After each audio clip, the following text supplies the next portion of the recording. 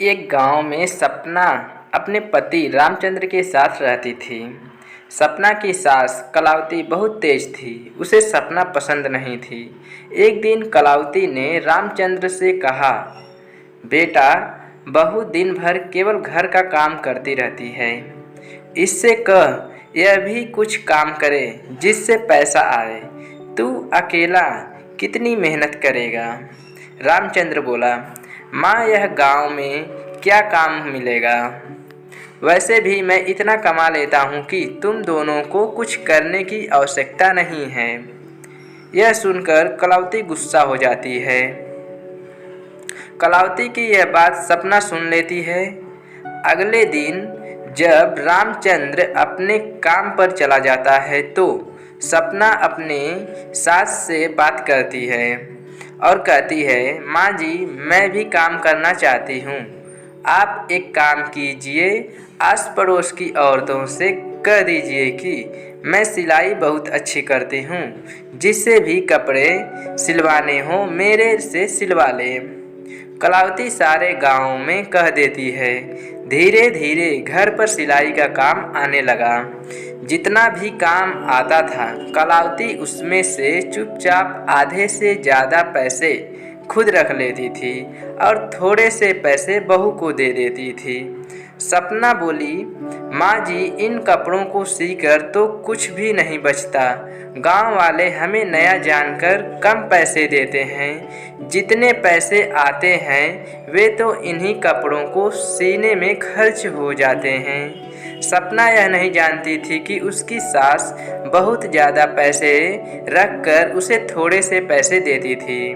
कलावती बोली, ठीक है, तू काम तो कर। नए नए काम में नुकसान उठाना पड़ता है, बाद में देखेंगे। सपना माँ लक्ष्मी की भक्त थी। वह दिन भर मेहनत से काम करती और रात में माँ लक्ष्मी की भक्ति करती थी। एक दिन सपना रात को माँ लक्ष्मी का ध्यान करने बैठी थी। तभी उसकी आंखों से आंसू बहने लगे। उसने माँ लक्ष्मी से कहा, माँ, मैं और मेरे पति दिन रात इतनी मेहनत करते हैं, फिर भी हमेशा हम परेशान रहते हैं। आप ही बताओ क्या करें। इसी तरह बातें करते करते सपना सो जाती है और अगले दिन उठकर अपने काम में लग जाती है।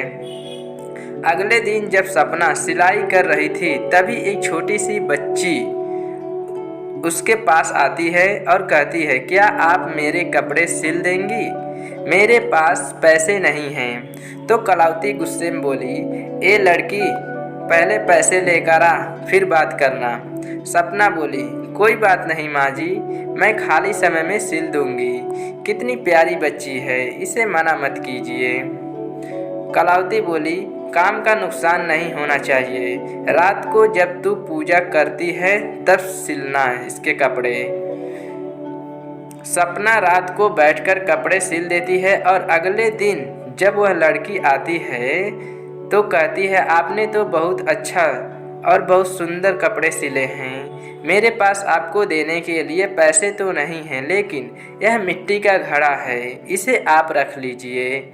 इसे संभाल कर रखना और आपके पास जितने भी पैसे आएं उसमें से कुछ इसमें रख देना। सपना वैसे ही करने लगी। उसके पास जितने भी पैसे बचते उसमें से कुछ वह घड़े में डाल देती थी। एक दिन सपना रात के समय सिलाई कर रही थी।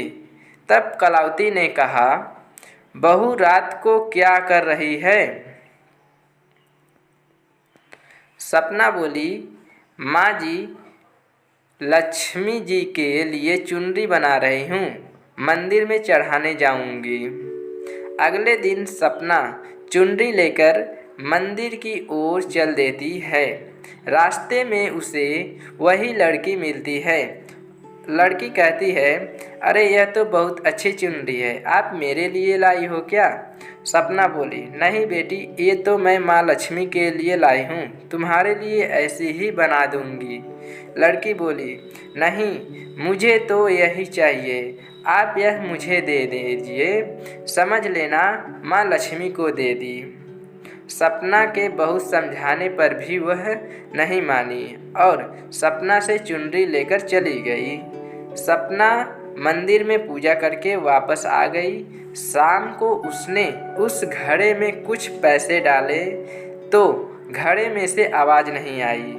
सपना बोली, माँ जी, घड़े में मैं जब भी सिक्के डालती थी घड़े से सिक्कों की आवाज़ आती थी, आज आवाज़ नहीं आई। तो कलावती बोली, देख ले कोई सिक्के निकाल कर तो नहीं ले गया। सपना ने घड़ा खोला तो देखा घड़ा सोने के सिक्कों से भरा है। उसे विश्वास नहीं हुआ। वह माँ लक्ष्मी के सामने बैठ गई और बोली, माँ, यह कैसा चमत्कार है।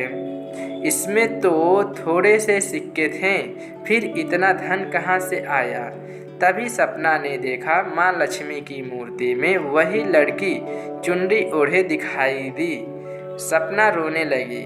उसने कहा, माँ, आप स्वयं मेरे घर आईं और मैं आपको पहचान न सकी, मुझे माफ़ कर दीजिए। इसके बाद सपना, उसके सास कलावती और रामचंद्र तीनों माँ लक्ष्मी की दिन रात पूजा करने लगे। सपना का सिलाई का काम अच्छा चलने लगा था। वो तीनों अब खुशी खुशी रहने लगे थे। इस कहानी का निष्कर्ष आप लोग कमेंट करके बताइए। धन्यवाद। ऐसे ही नई कहानी सुनने के लिए हमारे चैनल को सब्सक्राइब भी कर लीजिए।